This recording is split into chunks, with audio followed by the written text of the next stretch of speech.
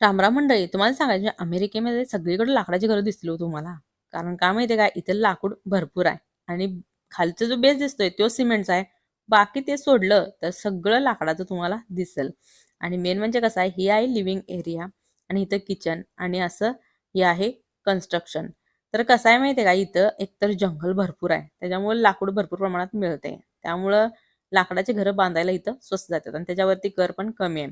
जर सिमेंटची घरं बांधायला गेली तर कॉस्ट तर जास्त असत्याच आणि मेन म्हणजे बांधायला पण वेळ लागतोय आणि दुसरी गोष्ट म्हणजे ते वाळायचं पण प्रॉब्लेम असतोय आणि ही घरं कशी आहेत 4 ते 6 महिन्यामध्ये तयार होत्यात.